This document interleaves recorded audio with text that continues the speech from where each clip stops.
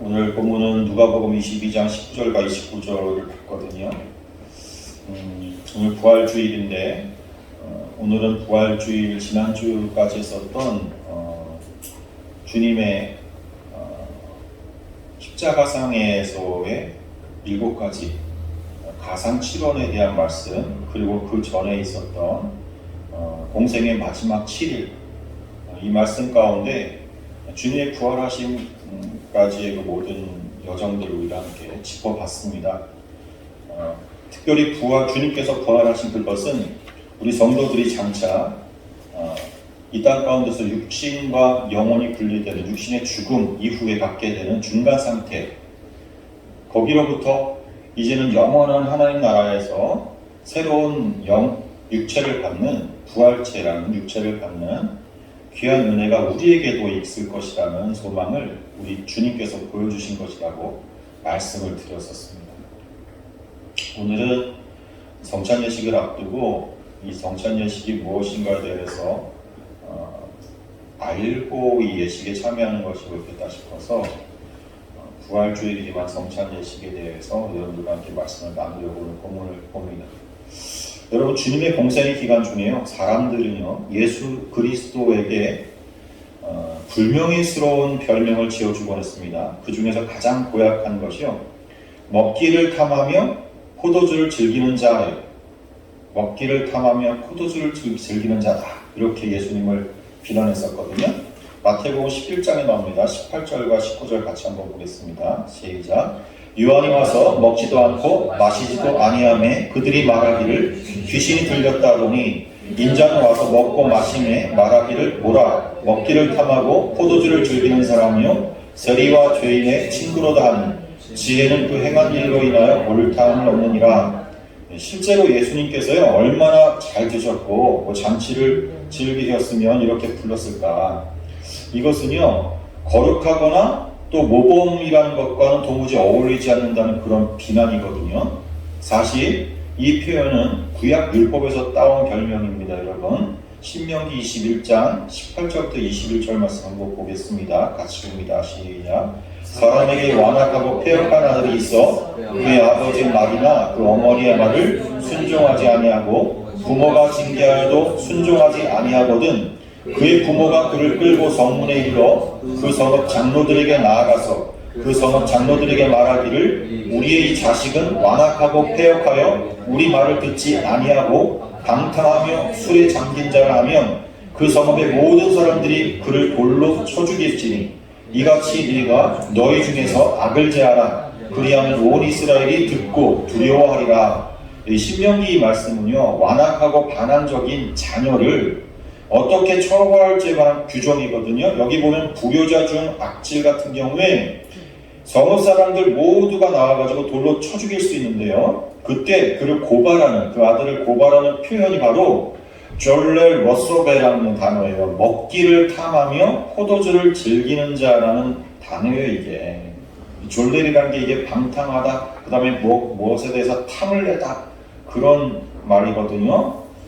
그러니까 당시 비판적으로 보는 자들의 눈에 예수 그리스도는요 그 공동체 안녕을 위해서 반드시 척결해야 할 그런 악의 실체 정도로 여겨졌던 거예요. 예? 여기 쓰인 헬러 파고스와 오이노포테스, 이게 이제 먹기를 탐하며 포도주를 즐기는 자에 쓰인 헬라어거든요. 이게 그러니까 폭식가에다가 술고래라는 뜻이에요. 사실 주님의 공생의 사역에서 이 먹기라는 것은요 아주 중요한 역할을 씁니다. 여러분, 예수님은 풍성한 음식이 차려진 혼인잔치 비유를 좋아하셨어요. 실제 혼인잔치에 참석하셔서는 물을 최상품의 포도주로 바꾸기까지 하셨죠. 주님은 삭개오 같은 세리집에서부터 시몬 같은 바리새인의 집까지 잔치가 열리는 곳에는요 집주인의 그 신분을 따지지 않고 참여하셨습니다. 제자들은 스승 앞에서 눈치를 보지 않고 그 안식일에 이삭을 잘라 먹을 정도였고요, 수천 명에 달하는 군중들에게 기적을 베푸셔서 그 야외 식사를 마련하기도 했습니다. 부활하시고 나서는요 배신한 제자들에게 먹을 것을 달라고 하셨고 또 먹을 것을 차려주기도 하셨어요. 성경 구석구석을 보면 이렇게 주님의 사역 현장에서요, 먹기, 이건 중요한 요소인 게 분명합니다. 오늘 본문은 주님의 공생의 제일 마지막 일주일 중에서 이게 무슨 요일에 있었던 에피소드죠? 우리 고난주간 동안 묵상 노트가 여러분에게 도움이 되셨는지 모르겠는데 무슨 요일이죠? 이게 목요일이죠. AD 33년 몇 월 며칠이에요? 목요일 3월 31일입니다. 니산월 제13일이었어요. 유월절 식사절이란 말이에요. 유월절 식사절. 주님의 공생의 기간이요 3년 반이었죠. 그러니까 주님은 제자들과요 이런 유월절 식사를 3번 정도 함께 하신 거예요. 근데 이번 유월절은요, 오늘 본문에 나오는 이번 유월절은 달랐단 말이에요. 주님이 이전에 그 2번 유월절 만찬과는 다르게 특별한 말씀을 하셨어요. 유월절마다 먹었던 떡과 포도주를 가리켜서요 비장하게 말씀하시는 거예요. 이 떡이 내 몸이고 이 잔은 내 피다 그러십니다. 그것도 그냥 몸이다, 그냥 피다 그러신 게 아니에요. 시각적으로 떡을 쫙 이렇게 찢으시면서 이게 너희를 위해 주는 내 몸이다 그러신 거예요. 너희를 위해 주는 내 몸이다. 이거 사도 바울이 고린도전서 11장 24절에서 이 성찬에 대해서 말하는데요. 이것은 너희를 위하여 깨어진 내 몸이다 그러면서 주셨다고 했어요. 그리고 포도주가 주님의 피인데 어떤 피냐면 내 피로 세운 새 언약이다 그랬단 말이에요.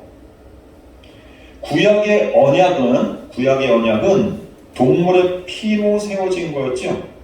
그런데 주님은 내 피로 새 언약을 세웠다 그런다고. 그러니까 지금 이 본문은 주님께서 이제까지 그 어린 양을 바쳐서 구원받았다는 걸 기념했던 그 구약의 유월절을 폐하시고요. 예? 주님 자신을 제물 삼아서 구원하시는 새로운 언약을 세우시는 거란 말이에요. 이전과는 다른 유월절이 돼버린 거예요.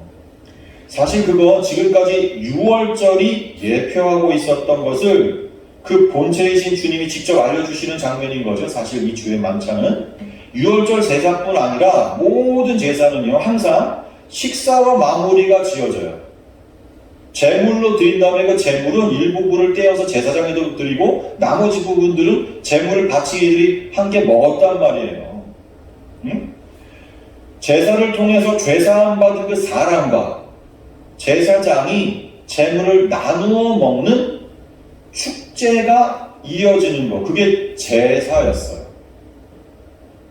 그러니까 처음에는 자신의 죄 때문에 무거운 마음으로 제물을 끌고 갔다가 제사장에게 인계하면 제사장이 그것을 하나님 앞에 가글떡 바쳐 드리고 일부분을 남겨서 함께 먹는 거예요. 화해의 자리고 기쁨으로 돌아오는 거예요.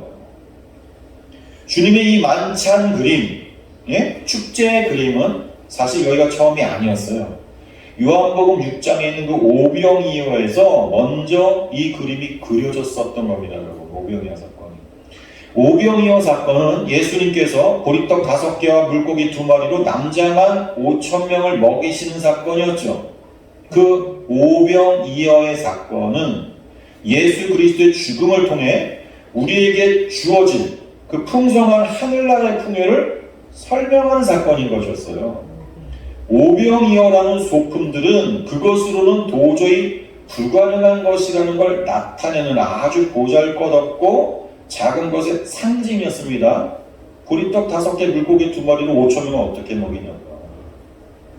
그래서 구원이라는 것은 너희들이 뭘 보탤 수 있는 게 아니라 도저히 불가능한 걸 예수께서 자기의 살과 피를 찢으심으로 우리에게 그 천국의 풍요를 선물해 주시는 거라는 걸 설명해 주신 사건, 그게 오병이어의 사건. 그래서 그 오병이어의 사건이 시작할 때 4절 말씀에서 혹은 그 6장, 요한복음 6장 4절 말씀 보면 유월절을 먼저 등장시킨다고요. 요한복음 6장 4절 말씀 같이 봅니다. 시작. 마침 유대인의 명절이 유월절이 가까운지라 그러고서는 오병이의 사건에 대한 얘기를 꺼내신다고. 유월절에는 어떤 일이 있었습니까, 여러분? 어린 양의 살과 피가 구원받을 자들을 위해서 쏟아진 날이 유월절입니다. 애굽의 장자들과 함께 죽어야 할 그 이스라엘의 장자들이 어린 양의 피로 말미암아 살아나게 되는 날, 그게 유월절이었죠. 그래서 오병이어의 사건에서 예수님께서 떡을 나누어 주실 때도요, 예수께서 잡히시던 날 밤에 행하셨던, 오늘 본문에서 나왔던 그 유월절 마지막 선창식 때 하셨던 그 모양 그대로 나누어 주시는 거예요. 한번 보세요. 요한복음 6장 11절 오병이어의 사건의 거기 11절 말씀 같이 봅니다. 시작. 예수께서 떡을 가져 축사하신 후에 앉아있는 자들에게 나누어 주시고 물고기도 그렇게 그들에게 원대로 주시니라. 예, 같은 내용이 마태복음 14장 19절, 여기도 오병이어의 사건이 나오는데 14장 19절 한번 봅니다. 시작. 무리를 명하여 잔디 위에 앉히시고 떡 5개와 물고기 2마리를 가지사 하늘을 우러러 축사하시고 떡을 떼어 제자들에게 주심에 제자들이 우리에게 주니. 예. 그러면 최후의 만찬 때는 어떻게 떡을 떼어 주시는지 오늘 우리는 누가복음 봤는데 마태복음에도 나오거든요. 이게 복음서에 다 나옵니다. 최후의 만찬은. 마태복음 26장 26절 말씀 같이 보겠습니다. 시작. 그들이 먹을 때 예수께서 떡을 가져사 축복하시고 떼어 제자들에게 주시며 이르시되 받아서 먹으라 이것은 내 몸이니라 하시고. 그러니까 꼭 같은 모습으로 떡을 가지시고 축사하신 다음에 나누어 주신단 말이에요. 이렇게 오병이어의 사건은 예수 그리스도의 죽으심 때문에 하늘의 풍성한 복이 성도들에게 내려지게 되는 그 참떡이신 예수 그리스도를 그 주제로 하고 있는 이야기고요. 예수님께서도 직접 그 오병이어의 사건이 뭘 의미하는지를요, 직접 설명해 주셨어요. 오병이어의 기적 다음날 가버나움에서요, 예수님을 따라왔던 무리들한테 주님께서 이렇게 말씀하시는 거예요. 6장 26절부터 27절 같이 봅니다. 시작. 예수께서 대답하여 이르시되 내가 진실로 진실로 너희에게 이르노니 너희가 나를 찾는 것은 표적을 본 까닭이 아니요 떡을 보고 배부른 까닭이로다. 썩을 양식을 위하여 일하지 말고 영생하도록 있는 양식을 위하여 하라. 이 양식은 인자가 너희에게 주리니 인자는 아버지 하나님께서 인치신 자니라. 그리고 32절부터 35절까지 또 보세요. 갑니다. 예수께서 이르시되 내가 진실로 진실로 너희에게 이르노니 모세가 너희에게 하늘로부터 떡을 준 것이 아니라 내 아버지께서 너희에게 하늘로부터 참떡을 주시나니 하나님의 떡은 하늘에서 내려 세상에 생명을 주는 것이니라. 그들이 이르되 주여 이 떡을 항상 우리에게 주소서. 예수께서 이르시되 나는 생명의 떡이니 내게 오는 자는 결코 줄이지 아니할 터이요 나를 믿는 자는 영원히 목마르지 아니하리라. 예, 오병이어의 사건은 바로 생명의 떡이신 예수 그리스도를 설명하시기 위한 상징적인 사건이었던 거지, 결코 이 땅에서 우리가 필요한 그 양식을 공급해 주시는 하나님이나 또 작은 것을 바치고 크게 불려주시는 그런 하나님, 그런 걸 설명하기 위함이 아니었다는 걸 예수님께서 여기서 직접 그렇게 설명해 주셨단 말이에요. 그럼 오병이어의 사건이 가리키는 게 성만찬이라면 그 본문을 보면서 우리는 어떤 자세로 성찬을 대해야 하는지를 배울 수 있단 말이에요. 요한복음 6장 1절을 보세요. 요한복음 6장 1절 오병이어의 사건이 시작되는 제일 첫 절입니다. 같이 봅니다. 시작. 그 뒤에 예수께서 갈릴리 바다 곧 디베랴 바다 건너편으로 가시니. 성경에서 시간, 지명, 이름 이런 것들이 그냥 등장하는 게 아닙니다. 다 이야기가 들어있는 거예요. 메시지가 들어있다고. 주님께서 굳이 바다 건너편으로 가셔서 그 오병이어의 기적이 일어났다는 걸 성경에 기록해요. 성경에서 바다는 뭘 상징한다 그랬어요? 바다. 어둠, 심판, 죄된 세상, 그런 걸 상징하는 게 바다입니다. 그래서 요한계시록에서 새 하늘과 새 땅에는요 다시 바다가 없겠고 그랬어요. 예? 그런 말을 쓴단 말이에요. 자, 주님은 그 바다를 건너서 오병이어의 기적을 일으키시는 거예요. 그 바다를 건너서. 왜 갈릴리 바다를 굳이 디베랴 바다라고 표기를 했을까요? 물론 두 가지 다 그렇게 불렀어요. 그러나 요한은 갈릴리 바다 대신 디베랴 바다라는 용어를 썼다고요. 이걸 연구해 보면 왜 오병이어의 사건이 바다 건너편에서 일어났다는 것을 성경이 이렇게 기록하고 있는지 그걸 좀 더 확실하게 알 수 있어요. 여러분, 디베랴 바다는 당시 로마 황제였던 티베리우스의 이름을 따가지고 만든 갈릴리 바다의 다른 이름이에요. 즉 세상 권세 잡은 자의 상징으로 갈릴리 바다를 디베랴 바다, 티베리우스 바다라고 부른 거예요. 이 디베랴 호수라는 말이 여기와 그 다음에 요한복음 21장에 두 번 쓰이거든요. 성경은 제자들이 예수님의 부활을 보고도요, 고기 잡으러 갈릴리 바다로 갔을 때요, 즉 세상으로 다시 돌아갔을 때 그때에도 그곳을 디베랴 바다라고 표기합니다. 그러니까 예수님께서 오병이어로 군중을 먹이시기 전에 디베랴 바다를 건너서 산으로 올라가셔서 그 군중을 먹이시는 것, 이건 성찬을 먹을 자격이 있는 구원받은 자들은 세상을 건너 또 세상과는 상관없이 된 자들이 성찬을 먹는다는 걸 상징하는 거예요. 게다가 예수님은 디베랴 바다를 건너서 산에 오르셔가지고 제자들과 함께 그곳에 앉으셨어요. 성경에서 산은 뭘 상징합니까? 시내산, 호렙산, 시온산, 모리아산 이런 것들 다 주로 하나님의 영광을 나타내는 것으로 쓰여져요. 그 영광의 하나님 보좌 우편에 앉으신 예수께서 베푸시는 것, 그게 바로 성찬이라는 거예요.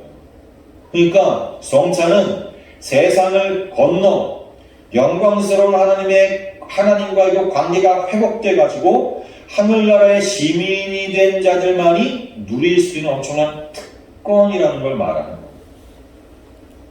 그게 바로 성찬이에요.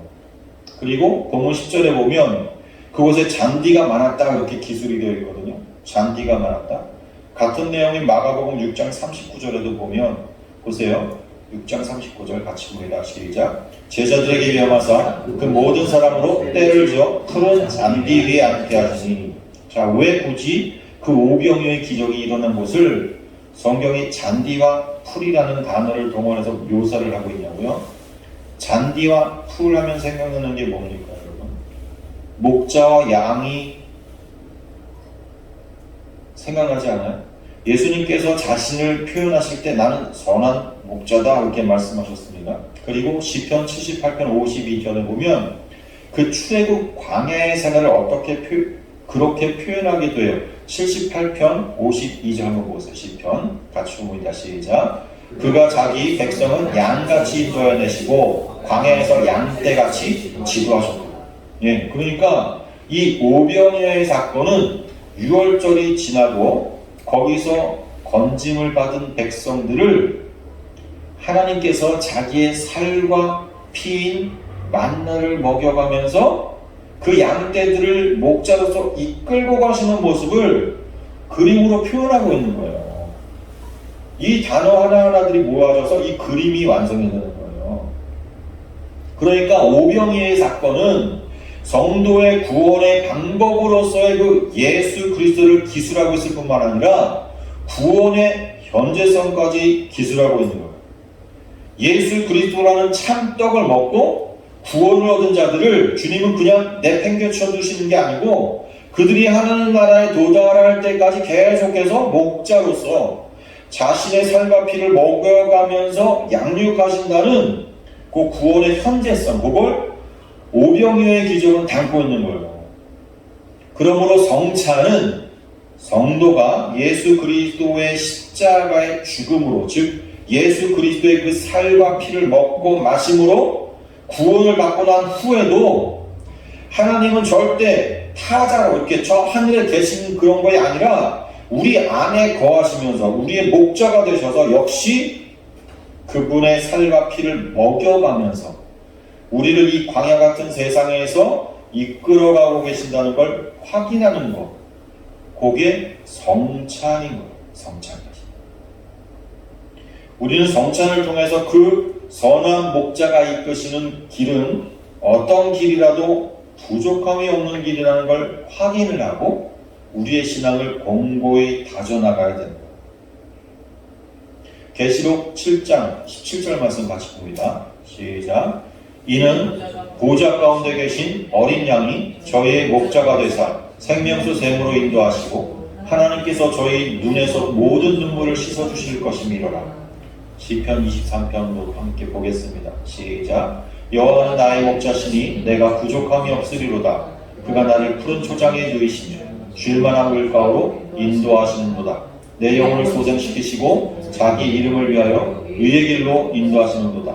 내가 사망의 음침한 골짜기로 다닐지라도 해를 두려워하지 않을 것은 주께서 나와 함께 하심이라. 주의 지팡이와 막대기가 나를 안위하시나니 주께서 내 원수의 목전에서 내게 상을 베푸시고 기쁨으로 내 머리에 바르셨으니 내 잔이 넘치나이다. 아멘. 이렇게 성찬에 참여한 자들은 자기들이 그 목자이신 예수 그리스도의 양이라는 것을 아는 자들이고요. 거기가 비록 사망이 음침한 골짜기 같은 곳이라 그래도 그 목자와 함께 있으면 부족함 없이 만족하는 자들인 거예요. 성찬은 그렇게 복음을 설명할 뿐만 아니라 우리 신자들의 이 땅에서의 삶의 모습이 어떠해야 하냐 이것도 함께 보여주는 것이고요. 그런 성도의 삶을 복음으로 잘 견뎌내겠다는 성도의 다짐과 고백, 이게 함께하는, 그런 것이 함께하는 천국의 잔치인 겁니다. 여러분, 성찬 그 상류의 것들을 한번 떠올려 보세요. 작은 잔과 시큰털털한 그 포도주, 맛없는 포도주, 그것과 맛없는 떡이에요. 무교병을 먹었으니까. 네?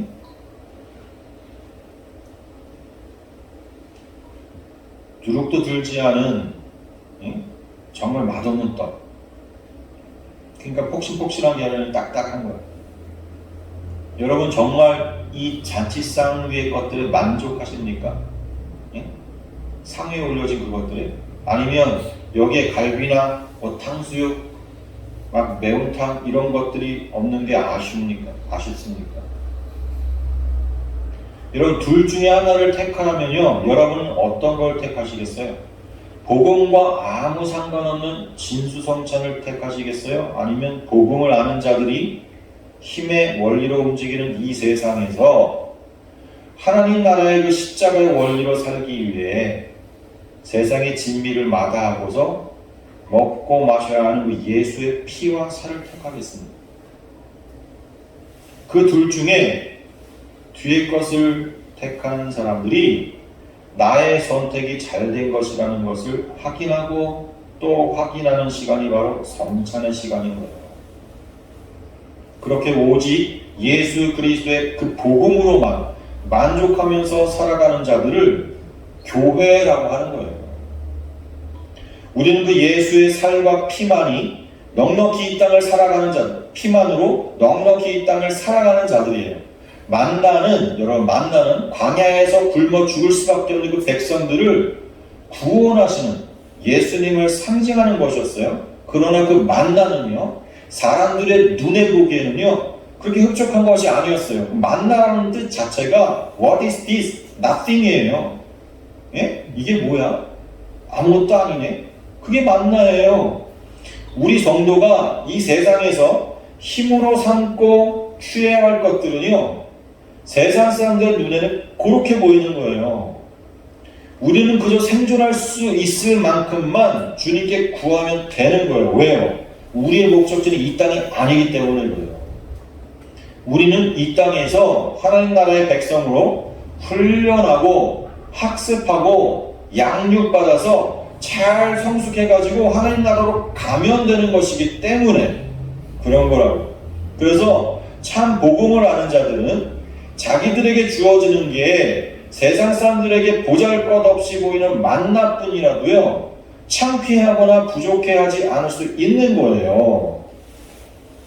세상 사람들은 목숨처럼 여기는 그 자기의 소유를 오히려 비워서 다른 이들을 도울 수도 있다니까요. 그러나 여전히 이 땅에 눈을 두고 사는 사람들은 성찬상 위에 그 포도주와 누룩 없는 떡, 이게 아주 못마땅하단 말이에요. 뭐 좀 다른 것 좀 달라는 그런 거예요. 부추와 마늘과 고기 좀 달라는 거예요. 내가 따라가 줄 테니까 내가 원하는 풍성한 식탁을 좀 차려 달라는 것이죠. 광야의 이스라엘이 그런 불평을 하지 않았습니까? 여러분 아닙니다. 우리는 성찬을 먹으면서 비록 이 세상 시각으로는 부족하고 작고 모자라는 것 같지만 이 성찬상은요, 천국에서 예수 그리스도와 우리가 함께 나눌 천국 만찬을 약속하는 것이고요. 그렇기 때문에 난 지금 부족함 없이 만족한 사람이라는 것을 확인하는 거예요. 그와는 반대로 교회에 와가지고 기적이나 바라고 병이나 낫길 바라고 자기의 소원 성취나 바라는 자들, 부추와 마늘과 고기만을 찾는 사람들을 성경이 예수님을 잡아 왕을 삼으려는 자 그렇게 말해요. 보세요. 요한복음 6장 15절. 그 오병이어 사건이 있는 이제 말문쯤에 가서 이런 일이 있었습니다. 같이 봅니다. 시작. 그러므로 예수께서 그들이 와서 자기를 억지로 붙들어 임금으로 삼으려는 줄 아시고 다시 혼자 산으로 떠나가십니다. 예수님을 억지로 왕을 삼으려는 자들은 뭘 위해서 그렇게 한 거예요? 자기들한테 먹을 것을 충분히 대줄 수 있는 사람을 원했던 거예요. 주님께서 당신은 그런 것을 해주러 온 게 아니라고 하니까 어떻게 하는 줄 아세요? 십자가에 못 박아 죽여버렸습니다. 십자가에 못 박아 예수를 죽여버린 자들과 그분을 세상 것이나 주는 왕으로 삼으려는 자 똑같은 자들입니다. 예수님은 그런 자들을 피해서 산으로 도망가셨어요. 그런 자들은 예수님과 아무 상관없는 자들이라는 뜻이에요. 맞습니다, 여러분. 여전히 예배당 안에서 예수를 세상 것이나 공급해주는 그런 세상 왕으로 삼으려고 하는 자들은요, 예수가 지금 다시 오시면요, 당장 십자가에 또 못 박아 죽일 자들인 거예요. 주님께서 오병이어의 기적이 일어난 그 디베랴 호수라는 배경에서 제자들에게 행하신 일을 보세요. 디베랴 바닷가에서 예수님께서 제자들에게 나타나셔가지고 떡과 고기를 구워서 그들에게 주신단 말이에요. 오병이어의 현장과 동일한 장면이에요. 그것도. 그리고 그들에게 무엇을 부탁하십니까? 부활하신 이후에 그렇게 만나서 뭘 부탁해요? 베드로한테 내 양을 먹이라, 내 양을 치라 부탁하신단 말이에요. 내 양을 먹이라는 것이 배 터지게 고기와 떡을 먹여주라는 이야기예요. 예수님은 지금 그 참 생명의 떡인 예수를 그 백성들에게 전하라고 부탁하시는 거예요. 그리고 주님이 주시는 그 성찬을 먹는 자들이 그 제자들에게 부탁을 하십니다. 지금까지는 네가 가고 싶은 곳으로 다녔지만 이제부터는 성령이 너를 이끄시는 대로 너는 가게 될 거다. 그렇게 말씀하셨어요. 보세요. 요한복음 21장 18절 말씀 같이 봅니다. 시작. 내가 진실로 네게 이르노니 네가 젊어서는 스스로 띠뛰고 원하는 곳으로 다녔거니와 늙어서는 네 팔을 벌리리니 남이 네게 띠띠우고 원하지 아니하는 곳으로 데려가리라. 이렇게 성찬을 먹는 자들은요, 두 팔을 벌리는 십자가의 삶을 살아야 하는 거예요. 우리가 원하는 대로 사는 게 아니라 하나님께서 원하시는 대로 살아내야 하는 것. 그게 바로 성찬을 드는 그리스도의 삶인 거예요. 즉 자기를 부인하는 십자가를 지는 삶을 살아내야 하는 것. 그게 바로 우리 그리스도인들인 것이란 말이에요. 그리고 이 땅에서는 비록 남들에게 인정받지 못하는 사망의 음침한 골짜기를 다니는 듯한 삶을 산다 해도, 아니 푸른 초장을 거니는 듯한 풍성한 삶을 산다 해도 어느 상황에서나 내게 부족함이 없는 만족한 삶이라는 것을 확고하게 가슴속에 품고 사는 사람이고요. 지금은 이렇게 보이지 않지만 저 천국에서 예수 그리스도와의 그 만찬을 반드시 먹게 될 것이라는 것을 확신하는 사람, 이게 주의 만찬을 함께하는 자들. 아울러 성찬을 받아먹는 사람들은요, 모두 평등함 속에서 다른 이들을 나보다 낫게 여기는 삶을 사는 사람들. 이 세상 속에서 보여지는 그 계급과 위치와 사회적 지위, 재산과 지식 그런 정도는 다 다를지라도 성도는 한 상에서 동일한 음식을 먹는 동일한 하나님의 자녀인 것. 따라서 성찬을 먹는 사람들은 빈부의 격차나 지위의 고하로 상대방을 평가하는 자들이 아닌 거예요. 이렇게 성찬 안에는 교회론과 구원론과 신론과 인간론이 모두 들어있어요. 그래서 성찬을 눈에 보이는 복음이다 이렇게 말하는 거예요. 이제 성찬이 담고 있는 게 뭔지 여러분들 잘 아실 겁니다. 여러분, 다시 오늘 본문의 배경이 되는 최후의 만찬을 생각해 보세요. 예수님께서는 마지막으로 제자들과 식사를 하실 때 제자 모두를 환대하셨어요. 그날 예수께 빵과 포도주를 받은 사람 중에는요, 스승을 이미 배신했던 가룟 유다도 있었고요. 곧 스승을 부인할 베드로도 있었어요. 성찬의 역사적인 기원이라는 그 마지막 식사에 배신자가 있었다. 여러분, 이게 어떤 의미일 것 같아요? 여러분, 배신은요, 전통적으로 죄 중에서 가장 큰 죄로 여겨졌습니다. 배신은 인간의 가장 고귀한 덕목인 믿음과 사랑과 희망을 저버리는 행위이고요, 개인과 공동체에 끔찍한 파괴적 결과를 가져오기 때문에 그런 거예요. 이런 배신자마저 끌어안았던 역설적인 그 환대의 만찬, 그게 바로 성찬입니다. 우리는 하나님의 손님으로 성찬에 초청받았어요. 우리도 유다처럼 이미 배신자이거나 베드로처럼 잠재적 배신자이기도 한 거예요. 성찬의 자리에는 참여자가 이미 쌓아 올린 자격 때문에 초청받는 것이 아니라는 거예요. 우리가 성찬에 초청받은 것은요, 치유와 구원의 은혜가 절대적으로 필요한 존재이기 때문에 성찬은 희망 없는 죄인마저도 귀한 손님으로 초청하는 그 하나님께서 베푸시는 그 은혜의 식사예요. 아버지를 배신하고 모욕하면서 집을 떠났던 그 아들이 아버지의 그 무조건적인 용서와 용납 때문에 다시 반지를 끼고 새 옷을 입고 아들의 자격으로 앉게 된 식탁, 그것과 같은 거예요. 예루살렘에서 마지막 만찬의 밤, 사랑과 배신이 함께 빚어내는 그 십자가의 드라마에 유다와 베드로가 모두 들어가 있었어요. 하나님의 선물을 받기를 끝내 거부하면서 그 회개하지 않던 그 가룟 유다도 성찬의 자리에 있었다. 이 사실은 성찬의 그 중심 이미지가 회개하며 돌아오는 죄인이 아니라 집 나간 아들을 기다리는 늙은 그 아버지의 따스한 품이라는 걸 알려주는 거예요. 주님은 우리를 향해서 양팔을 벌려 초청하십니다. 그리고 와서 먹으라. 먹으라. 오늘 성찬의 자리에 주님께서 베푸신 그 사랑을 흠뻑 느끼시는 귀한 기회가 되기를 바랍니다. 같이 기도하겠습니다.